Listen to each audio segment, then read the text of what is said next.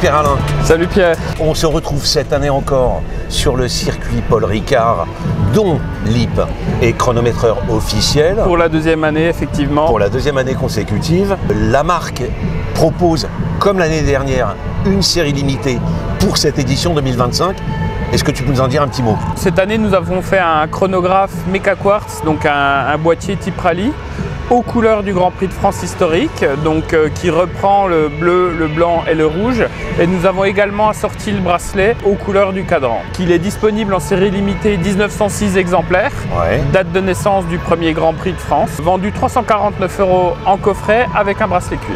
Voilà. Donc ça, c'est la nouvelle version qui reprend les tonalités inversées finalement de l'année dernière. C'est ça, on reprend les codes esthétiques de l'année dernière inversés. Mais la grosse news de cette année, elle est autre part, elle est sur la naissance du calibre R26 et de 3 collections qui l'accompagnent. Alors je te laisse la parole parce qu'il n'y a que toi qui peux en parler. On s'est dit Grand Prix de France historique, belle motorisation, c'est le moment de lancer le nouveau moteur LIP qui s'appelle le R26, donc R pour rond, 26 pour 26 mm, qui est notre nouveau mouvement maison, composé à 70% de pièces françaises, qui a nécessité 3 ans et demi de développement avec l'école Sup Microtech à Besançon.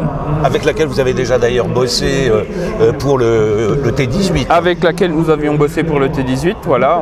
On ne change pas une équipe qui gagne, tout à fait.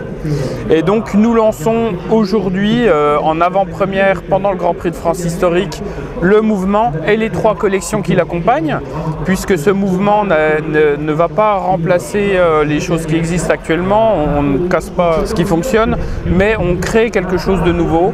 3 collections, donc nous avons Type 14, une montre dans l'univers aéronautique, nous avons Nautique 666, une plongeuse, et nous avons Annapurna qui est là représente l'aspect terre, puisque c'est une montre d'alpiniste.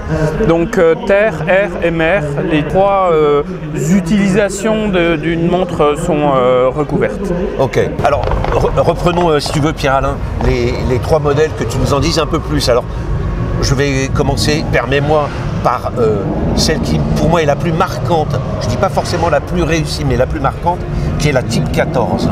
Type 14, c'est une vraie nouveauté pour LIP et c'est la réappropriation d'un savoir-faire de la maison, puisque LIP a fabriqué des montres pour l'aviation pendant 30 ou 40 ans de son histoire. D'abord les Type 10 juste à la sortie de la Première Guerre mondiale, et puis ensuite les Type 14 à partir des années 30 et pendant la Seconde Guerre mondiale. D'ailleurs, il y a des avions de l'armée de l'air française et également de la Royal Air Force qui sont équipés de Type 14, puisque les Anglais manquaient énormément de matériel. Et on parle bien là de montres de tableau de bord qui étaient arrimées au tableau de bord. Exactement, on parle de montres de tableau de bord. Et pas de montres bracelet. Donc il a fallu réinterpréter la complication Type 14 dans une montre de poignet. Donc c'est une vraie grosse nouveauté pour nous. C'est l'histoire de la marque, mais c'est complètement nouveau. Et donc la complication Type 14, vous avez une deuxième couronne à 2 heures qui vous permet d'avoir un repère de minuterie pour le temps en vol, mais aussi pour tout ce qu'on veut, comme faire la cuisine ou toute autre chose. Et de chronométrer n'importe quel temps court. C'est ça. D'accord. Il y a 2 variations qui sont proposées. Une variation acier qui est somptueuse et l'autre. Et donc l'autre, le reste est sur bracelet cuir, c'est sur un nubuck. Et 2 couleurs, donc boîte acier et boîte noire. Voilà, puisque les montres de bord à l'époque étaient sur des boîtes noires, donc on a voulu retrouver ça également. Et donc là on est sur une montre de 41 mm de diamètre. Une montre de 41 mm de diamètre, double couronne vissée, donc on est étanche 100 mètres, même un peu plus. Après, pour une montre d'aviation, il n'y avait pas nécessité d'aller vraiment chercher une divers. Ah bah sauf quand si tu t'abîmes en mer. C'est ça, voilà, mais bon. Après c'est plus de l'aviation. Bon alors, ça c'est l'aspect air.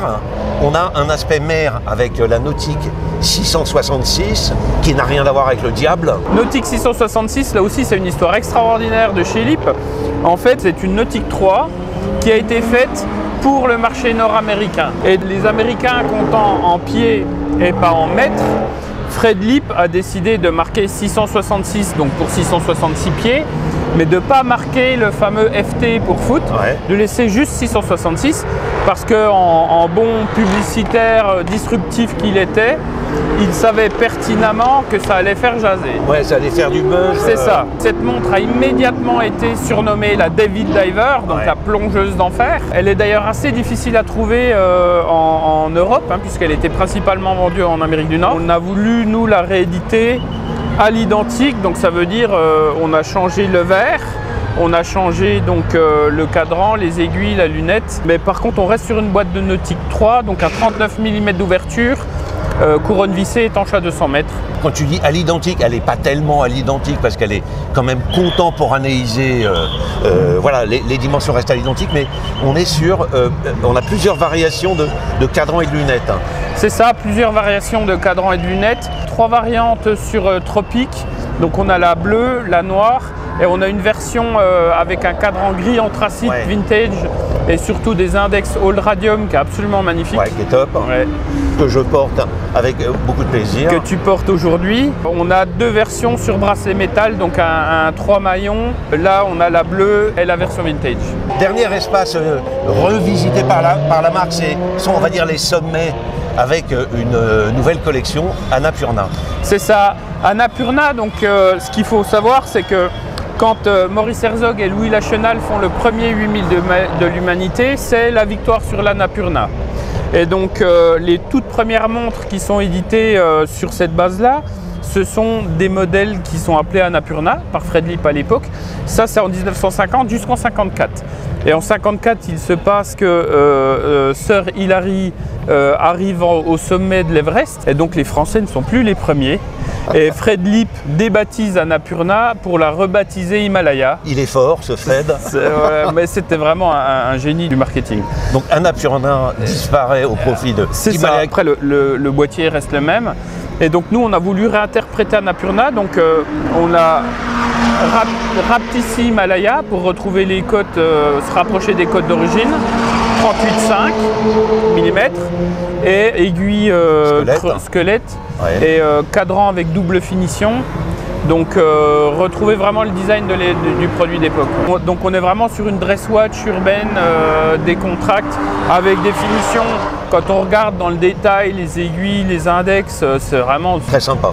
Très sympa et c'est vraiment ultra bien travaillé. Je confirme, c'est toi qui l'as faite, mais moi je la vois, elle est très sympa. Alors j'aimerais un dernier petit mot quand même à propos du calibre R26 que tu viens de dévoiler.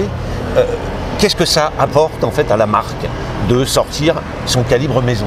Donc c'est quelque chose qu'on nous demande depuis longtemps, d'avoir une montre Lip avec un mouvement Lip. Ce qu'il faut savoir, donc sur 150 ans d'histoire de la marque, la majorité du temps, elle a utilisé ses propres calibres ainsi que des mouvements qu'elle achetait ailleurs. Il y avait les deux. Pour l'instant, on n'avait que des calibres achetés à l'extérieur. Le fait de développer ce calibre, donc qu'on a développé autour d'une plateforme connue, reconnue pour sa fiabilité, qu'on a transformé, modifié pour en faire notre calibre maison à nous, en y intégrant le logo dans la conception même du calibre, puisqu'on a, on a le logo Lip qui apparaît et disparaît selon les oscillations du mouvement, qui est quelque chose de vraiment unique là pour le coup. Donc c'était important pour nous de faire un produit maison et très reconnaissable. C'est-à-dire que quand on regarde ce mouvement, il n'y a aucun doute sur le fait que c'est le nôtre, parce que dans sa structure même, on retrouve la marque. Et surtout ce logo qui est une vraie œuvre d'art voilà, dessinée par Neuschwander. Comme tu le disais, je rappelle, parce que je pense que c'est important, on aura d'un côté les collections Lip manufacture avec des modèles déterminés, 3 lignes pour l'instant en tout cas, déclinés dans plusieurs versions, mais tu conserves par ailleurs les versions Mecha Quartz et les versions avec des mouvements automatiques tiers. Exactement, la collection standard telle qu'elle existe actuellement, que ce soit les bases Quartz ou les bases automatiques avec des mouvements tierces, restent au catalogue et on ne change pas une équipe qui gagne.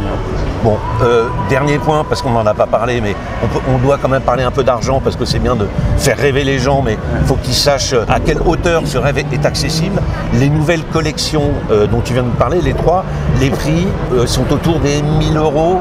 C'est ça. Alors, la chance que nous avons, enfin le choix que nous avons fait de travailler sur un standard de l'horlogerie que nous avons réinterprété chez nous fait que ce soit les éléments de rouage ou l'organe réglant, on est sur des standards de marché qui sont produits en très grande série que nous pouvons acheter à des prix relativement raisonnables. Ce qui nous permet sur un produit de manufacture d'être positionné aux alentours de 1000 € prix de vente publique, ce qui est extrêmement compétitif. Le mouvement est dans sa conception extrêmement simple et fiable. C'est vraiment quelque chose qu'on a voulu et qui ressemble à la marque LIP. C'est pas une pièce à grande complication comme peuvent faire certaines maisons en très petite série. Non, on est sur quelque chose de fiable, très bien construit et qui va nous permettre de proposer des produits donc Annapurna 890, donc en dessous de 900 €. Une plongeuse autour de 1000, 950, 990, et type 14, donc avec sa double couronne qui est plus compliquée à usiner, qui là va être un petit peu au-dessus des 1000 €. Pierre, il ne reste plus qu'à les voir en boutique, les essayer et ou pas, ça dépendra de chacun. Découvrir cette nouvelle collection. Les découvrir en tout cas et se laisser séduire. Merci et puis très bon Grand Prix de France historique.